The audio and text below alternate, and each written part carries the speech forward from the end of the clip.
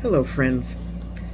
Jesus is a great storyteller, and I want to talk about the three lost and found stories that he told in the Gospel of Luke. Luke begins by saying that all of the tax collectors and sinners, the unacceptable people, were hanging around Jesus. That offended the religious leaders who were the acceptable people. These stories that Jesus tells are directed at those acceptable ones. Jesus, being the master storyteller that he is, makes sure that everyone in his audience can connect somehow with his message. So the first story he tells is about a man. The second story is about a woman. One story takes place in the fields, the other in a home. Each of these stories is directed at the religious leaders who wouldn't have thought very highly of either smelly shepherds or women. In the first parable, a shepherd carelessly risks the safety of the 99 sheep he has in order to save the one he has lost.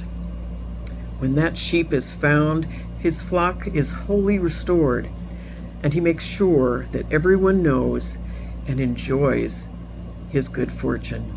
He throws a party.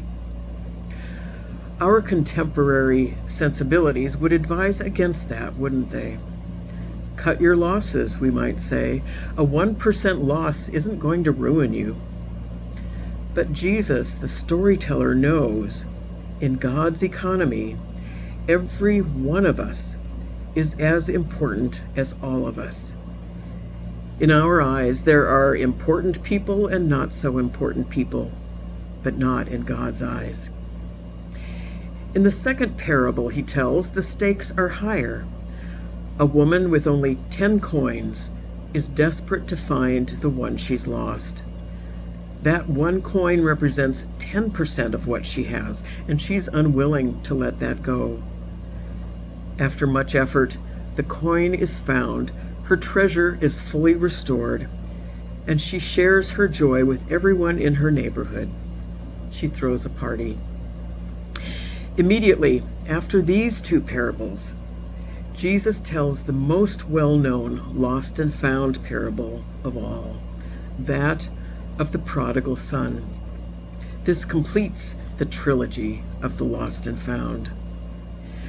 You know that story well. Two sons are set to inherit what their father has accumulated. The younger son decides, if I can get that money now, I can have a good time while I'm young, which is as good as saying, I wish my father were dead so I could have that money right now. The other son sticks around to work on his father's land, and meanwhile, the father, having given the son his money, the younger son wastes his inheritance and has completely wrecked his life. Of course, the father, who has no reason to expect to ever see his son again, he never stops anticipating his return. The son makes his way home, and the father, seeing his returning son in the distance, drops everything and runs toward him, not knowing how he'll be received. Open arms and kisses, fear and anger, wrapped in the safety of each other's arms.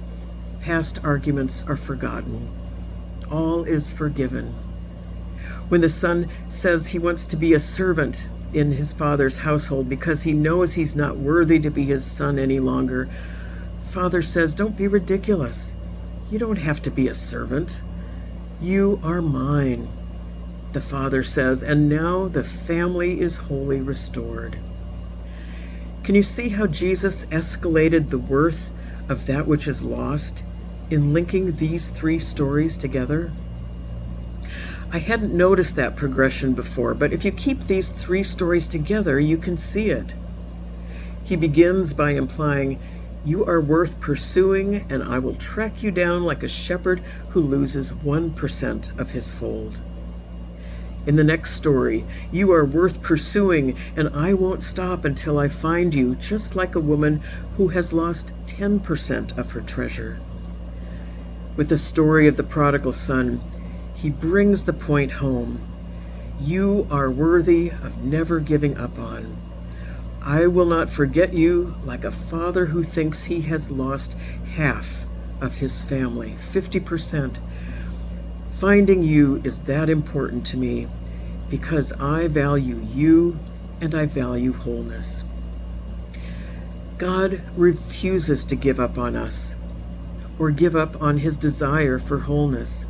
He made us to be in relationship with him, and he is in the never-ending business of pursuing his children. He's in the business of bringing about wholeness to all of his creatures and his creation. That is what we mean when we pray for reconciliation, bringing ourselves and the world back into right relationship with God. In the first two parables, there's no judgment of the sheep for having gotten lost, or of the coin for misplacing itself. But in the third parable, which is built on the other two, there is also no judgment, even where there is some deserved in the story of the wayward son. The father brings the son home to a joyous feast. Blaise Pascal said that there's a God-shaped void in each of us that cannot be filled by anything but God. These parables of desire and pursuit and wholeness might be telling us that God also has a void which only we can fill. Perhaps God has a Lynn-shaped void and a Lucy-shaped void in his heart and a Matthew-shaped void, and he will not rest until that void has been filled. We are so very precious to God. He spends time in pursuit of us like each of us is the only one he's looking for. He has offered the life of his very son in order to make that possible. That's how precious we are to him. That's how precious each of us is to him. God celebrates us and every one of his children when we turn to him to make us whole. Our mission, our assignment, is to participate in God's mission of reconciliation, to invite others to receive that wholeness, every one of the others, to invite them to the party that God and his angels are throwing, because we are all so very cherished. God bless each of you.